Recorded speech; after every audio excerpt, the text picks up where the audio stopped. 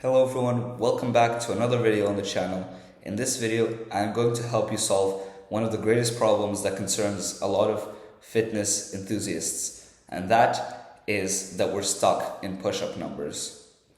In this video, I'm going to teach you exactly what I did to get from doing only 20 push-ups to now being able to do 55 in a very short amount of time, may I add. So, in the first part of this video, I'm going to talk about how to get your first push-up. So, there's a few steps you can do which will help you in order to get your first push-up. And these are kind of more easy variants of a regular push-up. The first variant is a wall push-up, and this is the easiest possible variant because I think pretty much anyone can do this type of variant. You just go against the wall and you press, and it's easy. And once you can do that pretty easily, you should be able to already do like a lot of reps of that. Next thing you'll move on to is negative push-ups, where you start at the top of the movement and you slowly go down as slow as you can. And then you stand back up, you go to the top of the movement, and you go down as slow as you can. And once you can do that pretty easily, you can move on to decline push-ups, where you're just you put your hands on a surface that's higher than the floor and you do push-ups. This is an easier version of push-ups because it's a higher angle and you're basically just lifting less weight. Once you can do a lot of those, you can do a normal push-up, and then you can start progressive overloading with normal push-ups, which is what we'll get into. But first, the next chapter of this video is going to be getting the right technique. So there's a few elements of getting the right technique in push-ups, and the first one is to engage your core. It's very important for your abs to be braced throughout the movement, and that's another great benefit of push-ups, is that you're engaging your abs and you're building your abs in the process. That's one great thing. It's very important, and this is really something that a lot of people get wrong, to have your elbows by your sides, not out here, but here. I know these might seem like two types of different push-ups, and this is a lot easier, but trust me, this is the right way to do a push-up. This is gonna hurt your shoulders. Even by holding my arms up here, my shoulders hurt. And here is a more natural pressing position.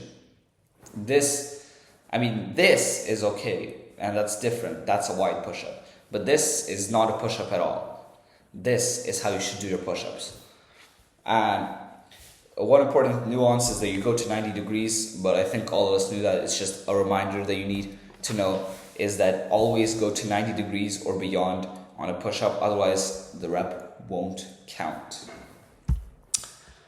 Now, let's talk about increasing numbers. The first way to increase your numbers is simply just practice. And the way you practice is by incorporating push-ups into your workout. A lot of people see calisthenics and the gym as two separate areas. However, my aim is to bring them together. So, just incorporate push-ups into your training routine and you'll see a spike in how many push-ups you can do. But there's more to this. There's other things we can do to increase the number of push-ups we can do. And those are advanced variations. Let's just talk about some of them. Incline push-ups, where you put your feet on a higher surface in order to load more weight onto your chest. Or what about diamond push-ups, where you go like this, and this is a specific focus on your triceps. Russian push-ups, where you go down and then you kind of do like a little sphinx push-up and you go back up. And then pseudo push-ups, where you lean forward and it's a great emphasis on your shoulders.